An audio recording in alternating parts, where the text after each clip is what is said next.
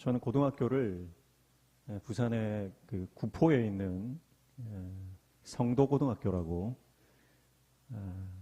고등학교를 나왔습니다. 고등학교 바로 옆에 대학교가 하나 있는데요. 예전에는 부산정보대라고 했는데 지금은 부산과학기술대학교라고 이름이 바뀐 것 같더라고요. 그 부산과기대 바로 밑에 보면 교회가 하나 있는데 그 교회가 예선교회라고 예배하고 선교하는 교회다. 그렇게 해서 예선교회라고 하나 교회가 있습니다. 그 교회 목사님 이야기를 들어보니까 목사님이 스스로 본인이 목회를 아주 잘하고 또 설교를 아주 탁월하게 잘한다. 그렇게 생각을 하셨답니다. 그런데 어느 날 수요 예배를 마치고 배가 너무 아파가지고 급하게 예배 마치자마자 화장실로 들어가서 변기에 앉아 있는데 남자 집사님 두 분이 화장실에 들어오시더니 이야기를 하시는 거예요. 이야기한 즉슨 우리 목사님 설교가 별로다. 왜 설교를 저런 식으로 하실까? 그런 식으로 불평을 막 하더라는 거. 그래서 충격을 받은 거예요. 본인 스스로는 내가 설교도 참 잘하고 목회도 참 잘하고 있다 생각했는데 예배 마치자마자 화장실에서 집사님들이 목사님 설교에 대해서 불평을 하고 못마땅해 하는 그 이야기를 들으면서 큰 충격을 받은 거예요. 그래서 40일 금식 작정을 하고 40일 금식을 하셨습니다. 그래서 40일 금식을 마치고 어떤 목사님이 평소에 존경하고 멘토로 생각하던 그 목사님이 늘 하던 말인데 그날따라 다르게 들리더라는 거예요. 목사가 성경 백독하지 않으면 목사도 아니다. 늘 그런 말씀을 하셨는데 금식하고 내려와서 그 말씀을 들으니까 그 말씀에 내가 순종해야 되겠다. 그런 마음이 들더라는 거예요. 그래서 3년 동안 성경을 백독을 한 거예요. 초창기에는 성경을 이제 읽기로 작정하고 한 달에 1독씩을 했답니다. 성경을 읽으니까 계속 성경을 읽다 보니까 신약을 읽으면 구약이 보이고 구약을 읽다 보니까 신약이 보이고 그러다가 성경 속에서 계속 성경 구절구절마다 예수님이 보이더라는 거예요. 그래서 그때부터 135회 예수 그리스도라는 제목으로 1번부터 135번까지 매주일 예수님에 대한 설교를 하셨답니다. 근데 참 신기한 것은 성도들이 그 누구도 지루하다는 얘기를 안 하고 말씀이 뭐 왜 똑같은 말씀을 하느냐 그런 말을 하는 성도도 없고 시간마다 은혜를 받더라는 거예요. 그래서 이 목사님이 설교를 그전에는 여러분들 이렇게 사십시오, 이렇게 하십시오, 저렇게 하십시오 늘 요구하고 지적하는 설교를 하다가 성경을 계속 읽다 보니까 하나님의 말씀이 깨달아지는데 이것은 성경 말씀이 우리 보고 이렇게 해라 저렇게 해라 그 말씀이 아니라 하나님이 우리를 위해서 무슨 일을 하셨는가라는 책이구나. 이것은 하나님의 은혜에 관한 책이구나라고 하는 것이 깨달아지더라는 거예요. 그래서 성도들에게 이 예수 그리스도의 은혜와 하나님의 그 우리를 위해서 하나님이 어떤 일을 하셨는지에 대해서 시간마다 선포했더니 성도들의 삶이 바뀌기 시작하고 예전에는 그렇게 시켜도 안 하던 일들을 은혜를 받으니까 알아서 하더라는 거예요. 감사한 것은 교회가 은혜가 넘치니까 교회가 개척해서 작은 교회로 시작했는데 하나님 은혜로 빚을 하나도 안 내고 건축도 하게 되고 그리고 교회의 은혜가 넘치니까 성도들의 가정에 하나님께서 복을 부어주시기 시작하더라는 거예요. 그래서 성도들의 가정이 회복되고 또 물질적으로 하나님께 또 복을 주시고 그래서 교회에 대단한 부자는 없지만 교회가 지금도 여러 교회를 섬기고 큰 교회가 하지 못하는 일들까지도 이 교회가 감당하고 있더라라고 하는 그런 간증을 듣게 되었습니다. 사랑하는 성도 여러분, 오늘 저와 여러분의 인생 가운데 하나님의 은혜가 임하면 문제는 해결되는 줄로 믿습니다. 하나님 은혜가 필요한 거예요. 내가 뭘 해야 된다. 내가 어떻게 이 일을 성공적으로 할 것인가가 아니라 하나님 은혜예요. 그저 하나님의 은혜. 예. 그래서 이 목사님이 이 은혜를 깨닫고 나니까 그전에는 늘 설교하고 나면은 사모님이 못마땅한 표정으로 있었는데 관점이 바뀌고 시각이 바뀌고 나니까 설교가 바뀌고 나니까 사모님이 가장 은혜를 많이 받더라. 그래서 내가 성공한 목회자구나 그런 생각을 하게 되었다고 하는 거죠. 사랑하는 성도 여러분, 내 능력이 아닙니다. 내 지혜가 아닙니다. 내 경험이 아닙니다. 오직 하나님의 은혜인 줄로 믿습니다. 하나님의 은혜. 제가 오늘 이 오후에 이 교회 설교를 헌신 예배 인도를 하라고 가게 됐는데 한 달 전에 연락이 왔어요. 와서 헌신 예배를 좀 인도해 달라. 그래서 그 교회를 놓고 기도하다가 그 교회의 스토리를 알게 된 거예요. 참 은혜가 되고 사실 이 사실을 모르고 갔으면 좀 편하게 설교를 했을 텐데 교회가 말씀으로 충만하다는 이야기를 들으니까 감사한 반면에 또 마음의 부담도 되고 예선교회 성도들은 1년에 첫 달 1월이 되면 전 성도가 성경 일독을 한답니다. 하루에 40장씩 읽는데요. 하루에 40장씩 읽어서 한 달에 성경 일독을 무조건 전 성도가 하는데 몇 년 동안 하다가 목사님이 이번에는 좀 쉬자. 우리 많이 읽지 않았냐. 그러니까 성도들이 반발을 하더래요. 계속 읽어야 된다. 여러분 말씀만이 살 길인 줄로 믿습니다. 그래서 우리가 늘 말씀 안으로 들어가야 돼요. 말씀 안으로 들어가고 우리가 매일 삼시세끼 밥 안 먹으면 굶어 죽는 거예요. 영양실조 걸리든지 몸에 문제가 생깁니다. 여러분 우리 영적으로도 마찬가지예요. 내가 늘 주일날 와서 설교 듣는 것 여러분 이것으로 불충분해요. 충분하지 않습니다. 내가 말씀을 찾아 내가 내 손으로 떠먹어야 돼요. 내가 씹어 먹어야 됩니다. 그렇게 주님의 말씀 붙잡고 말씀해 주신 능력을 경험하는 저와 여러분 되시기를 축복합니다. 오늘 사도행전 16장 24절에서 26절 읽었는데 감옥에서 찬송하는 바울과 실라의 내용입니다. 감옥에서 찬송합니다.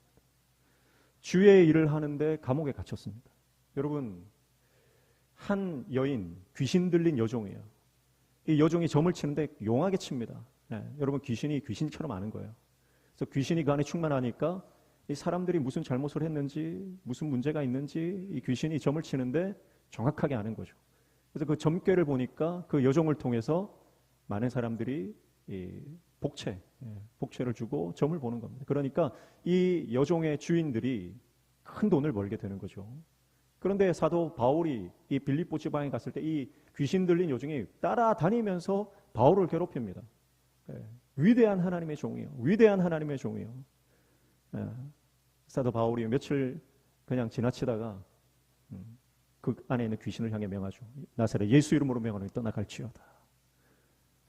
하나님의 종이 선포할 때 귀신이 떠나가는 역사가 일어납니다.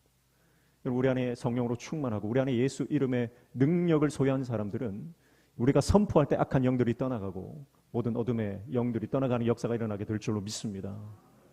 그 이름의 능력을 선포하시고 이 능력을 여러분 사용하셔야 돼요. 그래서 내 마음 안에도요, 우리 심령에도 끊임없이 이 악한 영들이 장난을 칩니다. 그래서 열심히 하다가도 어느 순간 하기 싫고 갑자기 어떤 사람이 미워지고 여러분 그거 다 악한 영의 역사예요. 그럴 때 여러분 우리 심령을 향해서 여러분 우리 영을 향해 선포하셔야 됩니다. 내 마음을 어지럽게 하고 사랑하지 못하게 하고 용서하지 못하게 하는 악한 영들아 예수 이름으로 명하노니 떠나갈지어다.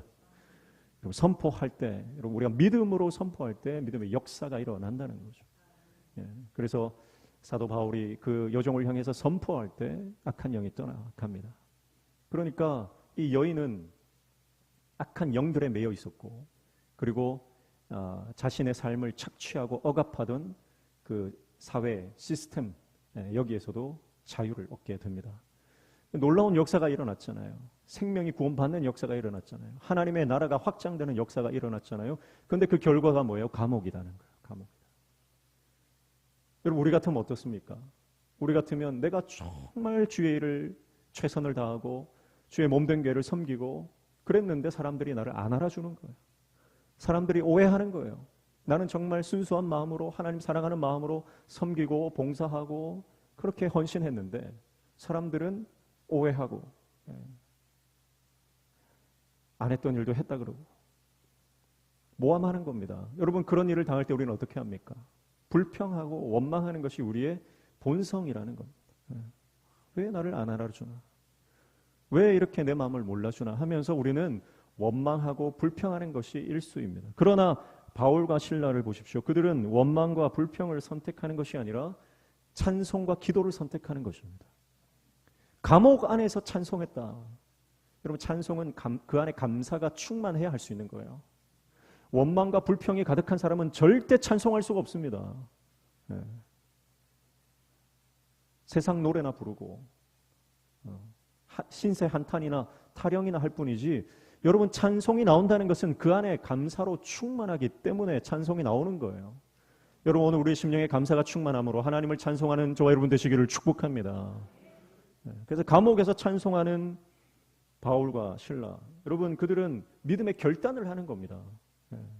나는 원망과 불평이 아니라 하나님을 찬송하는 이 영적인 결단을 선택하는 거죠. 여러분, 찬양은 우리의 삶의 본질입니다. 이사야 43장 21절을 보십시오. 이 백성은 내가 나를 위하여 지었나니 나를 찬송하게 하려 함이니라. 여러분, 하나님이 우리를 지으신 목적이 찬송하게 함입니다. 그러니까 여러분, 상황과 환경이 우리의 본질을 여러분 흐려놓을 수 없는 겁니다. 사도 바울은 그걸 너무나 잘 알았죠. 상황이 어떻든지 나의 본질이 뭔가, 여러분, 그것을 깨닫는 사람이 찬송할 수 있습니다. 내가 이 땅에 온 목적이 뭔가, 내가 주님의 사명을 감당하는 목적이 뭔가, 오직 주님의 영광이죠. 여러분, 그 본질적인 사명을 아는 사람만이 하나님을 찬송할 수 있는 것입니다. 하나님은 그분을 찬양하라고 우리를 지으셨고 우리를 부르셨다는 거예요. 그러니까 내가 감옥에 있어도, 감옥 같은 상황에 놓여 있어도, 문제 한복판에 놓여져 있어도, 내 힘으로 어떻게 할 수 없는 그 단단한 견고한 문제 가운데 내가 놓여 있다 할지라도 내 인생의 본질이 뭔가를 깨달은 사람은 찬송하지 않고는 배길 수가 없다는 거예요. 원망하고 불평하고 신세 한탄하고 앉아있을 시간이 없다는 겁니다. 사랑하는 성도 여러분, 우리가 오늘 어떤 문제 가운데 있을지라도 사도 바울과 실라가 이 로마 제국의 견고한 감옥 안에 갇혀 있습니다. 우리도 그런 인생의 문제 가운데 고통당하고 있을 수 있습니다. 각자 상황이 다 다르고 저마다 환경과 배경이 다 다르지만 여러분, 그러나 우리는 어쩌면 감옥 같은 현실 가운데 있을 수 있다는 거예요. 그러나 여러분, 그 감옥 안에서 찬송을 결정하십시오. 그 문제 한복판에서 하나님을 바라보고 하나님께 감사로 영광을 올려 드리시기를 축복합니다. 여러분, 그러니까 찬양이라고 하는 것은 내가 기분이 좋아서 하는 행동이 아니라 순종의 행위입니다. 하나님의 말씀을 붙잡고 그 말씀대로 살겠다는 결단, 순종의 결정, 그러니까 찬송은 순종의 결과인 것입니다. 여러분, 기분 좋을 때 찬양하지 않는 사람이 누가 있겠습니까? 기분 좋으면 다 노래합니다. 그러나 믿음의 종들은 내가 기분이 좋을 때만 찬양하는 것이 아니라 내 상황과 환경이 어떠하든지 믿음의 결단으로 하나님을 높여드리는 줄로 믿습니다. 그래서 기도는, 찬양은 내가 기도할 상황, 찬송할 분위기가 된다고 하는 것이 아닙니다. 상황과 분위기가 된다고 내가 찬송하는 것이 아니라 찬송할 상황이 아닌데 찬송하고 찬송할 분위기가 아닌데 찬송하는 것입니다. 그것이 믿음의 결정이죠. 그래서 어떻게 보면 하나님의 사람들은요, 주제 파악을 잘 못하는 거예요. 국어를 잘하는 사람은 주제 파악을 잘한다 그러고 수학을 잘하는 사람은 자기 분수를 잘 안다 그러는데, 여러분, 어쩌면 하나님의 사람들은요, 믿음의 사람들은요, 상황과 환경이 어떠하든지 주제 파악이나 분수 파악이 안 되는 거예요. 무조건 찬양하는 겁니다. 무조건 하나님 앞에 감사하는 것입니다. 그래서 오늘 저와 여러분의 상황과 환경과 분위기가 어떠하든지 하나님을 찬양하는 찬양의 종 되시기를 축복합니다. 여러분, 이 찬양을 할 때 어떤 역사가 일어납니까? 상황이 반전되어지는, 판이 뒤집어지는 역전의 역사가 일어난다는 것이죠. 여러분, 찬양할 때 어떤 일이 일어납니까? 오늘 말씀해 보니까 26절 보십시오. 이에 갑자기 큰 지진이 나서 옥토가 움직이고 문이 곧다 열리며 모든 사람의 매인 것이 다 벗어진지라. 아멘. 여러분, 찬송할 때 어떤 일이 일어납니까? 옥터가 흔들리는 역사가 일어났다는 거예요. 여러분, 단순히 쇠사슬 하나 풀어지는, 내 손에 차고 있는 수갑 하나 풀어지는, 발에 착고를 차고 있는 그 착고 하나 풀어지는 정도가 아닙니다. 여러분, 바울과 실라가 찬송할 때 문제의 근원인 이 감옥 자체가 흔들리고 모든 메인 것들이 풀어지는 역사가 일어났다라고 하는 거죠. 여러분, 이것이 하나님의 역사입니다. 여러분, 우리는 우리 힘으로 문제를 해결하려고 해요. 그러면 우리 힘으로 열심히 문제를 해결하면 어떤 역사가 일어나냐면 결과는 겨우 쇠사슬 하나 풀어지는, 겨우 수갑이 조금 헐거워지는 그런 일들이 일어날 뿐입니다. 그러나 하나님을 의지하고 그분을 바라보고 찬송할 때는 문제의 근원을 하나님께서 흔들어 버리시는 역사가 일어나게 되는 줄로 믿습니다. 찬양할 때 하나님의 능력이 우리 안에 들어와 우리 가운데 놀라운 하나님의 역사를 이루게 하는 줄로 믿습니다. 찬양할 때 하나님의 능력이 우리 상황 가운데 들어와 그 상황을 완전히 뒤흔들어 반전시키시는 역사를 하나님 허락해 주시는 줄로 믿습니다. 그러니까 찬양할 때 우리가 문제라고 여겼던 것들이 이제 더 이상 문제로 여겨지지 않는 역사가 일어난다라고 하는 것이죠.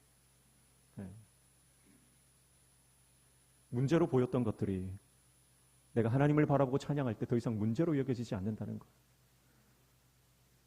남편이, 자식이, 시댁 식구들이, 재정 문제, 관계 문제, 건강 문제, 모든 내 인생을 옭아매는 이 삶의 스트레스들이 있습니다. 그것들 때문에 매여서 묶여서 문제에 끌려가는 삶을 살았다면 여러분, 찬송할 때 그것들이 더 이상 우리를 묶을 수 없는 참된 자유를 우리 가운데 허락해 주는 줄로 믿습니다. 그러므로 사랑하는 성도 여러분, 찬송으로 문제를 돌파하시기를 축복합니다. 찬송으로 문제를 돌파하십시오. 찬송으로 모든 관계의 문제를 돌파하십시오. 찬송으로 모든 건강의 문제를 돌파하십시오. 찬송으로 재정의 문제를 돌파하십시오. 찬송으로 가족의 모든 문제를 돌파하십시오. 여러분, 찬송할 때 하늘문이 열려지는 역사가 일어나는 것입니다. 사람이 할 수 없는 것을 하나님이 하시기 때문입니다. 여러분, 우리가 할 수 없는 것을 하나님은 하십니다. 기억하십시오. 찬양은 하나님과 의사소통하는 최고의 형식입니다. 찬양은 하나님과 소통하는 가장 좋은 능력의 도구입니다. 여러분, 찬양이 지속되는 한 하나님과 연결된 줄은 결코 끊어지지 않는 것을 기억하십시오. 여러분, 우리가 찬양을 멈추지 않는 한 하나님과 연결되어 있는 것이 절대 끊어지지 않는다는 것입니다. 찬양이 지속될 때 찬양의 물줄기는 홍수처럼 우리를 덮치고 그 찬양의 거대한 파도가 우리의 삶의 모든 문제를 다 쓸어낼 것입니다. 우리 삶에 있는 모든 오래된 상처와 흉터를 이 찬양의 거대한 물줄기가 다 씻어낼 것입니다. 그럼 그것이 찬송의 능력입니다. 오늘 저와 여러분이 어떠한 상황과 환경에서도 하나님을 찬양하는 찬송의 종, 찬양의 사람 되시기를 주님의 이름으로 축복합니다. 그래서 우리가 주님을 찬양할 때 여러분, 하나님은 이 문제의 근원을 흔드시고 문제 자체를 해결해 버리시는 것입니다. 그래서 예전에도 한번 제가 금요 기도회 때였던 것 같습니다. 시편 37편을 잠깐 나눈 적이 있는데, 여러분, 시편 37편을 보십시오. 시편 37편 1절을 보시면 이렇게 말씀합니다. 악을 행하는 자들 때문에 불평하지 말며 불의를 행하는 자들을 시기하지 말지어다. 그렇게 말씀합니다. 우리 인생에는 불평할 거리들이 너무 많습니다.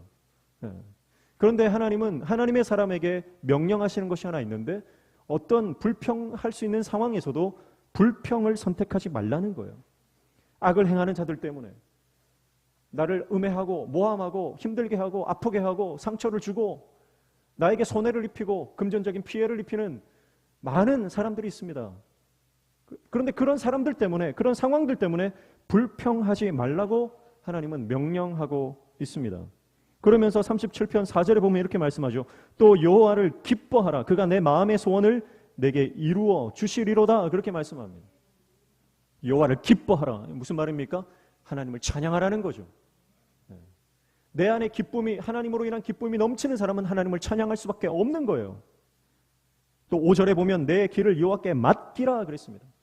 여호와께 맡긴, 하나님만을 의지하는 겁니다. 6절에 내 의를 빛같이 나타내시며 내 공의를 정오의 빛같이 하시리로다. 7절 요 앞에 잠잠하고 참고 기다리라. 그렇게 말씀합니다. 불평하지 말고 불평의 입술을 닫고 하나님을 기뻐하는 찬송의 입술을 열어라. 그렇게 말씀하는 거죠. 그 결과 시편 37편 10절에 보면 이렇게 말씀합니다. 잠시 후에는 악인이 없어지리니 내가 그곳을 자세히 살필지라도 없으리로다. 아멘.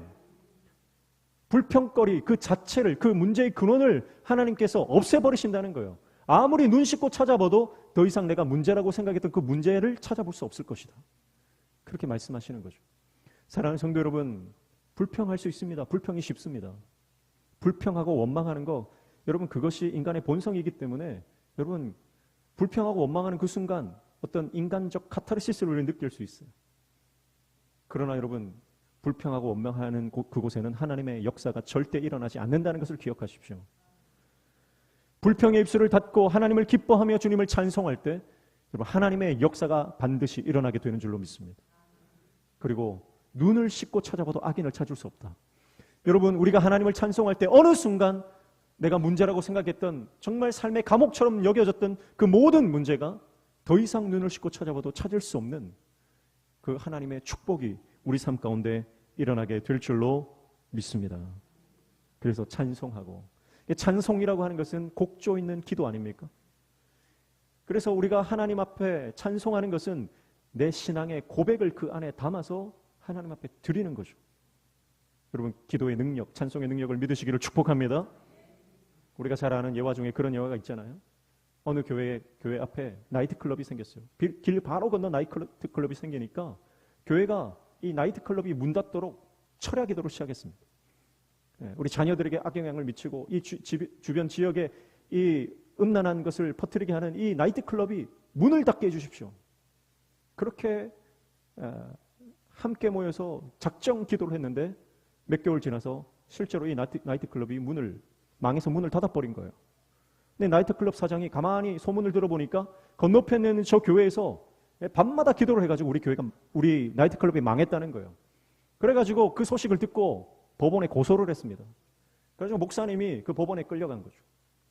그래서 이 나이트클럽 사장이 이 교회 때문에 우리 나이트클럽 망했다고. 그러니까 목사님이 뭐라고 하냐면, 아니 판사님 기도한다고 나이트클럽이 망하겠습니까? 그렇게 얘기했다는 거예요. 여러분 누구 믿음이 더 큰 거예요? 여러분 진짜 믿음이 누구 믿음입니까? 우리 신앙이 여러분 있지 않습니까? 기도하고 실컷 찬양했는데 하나님의 역사를 믿지 않습니다. 여러분 오늘 저와 여러분의 인생 가운데 찬송하면 반드시 하나님의 역사가 일어난다는 것을 믿으시기를 축복합니다.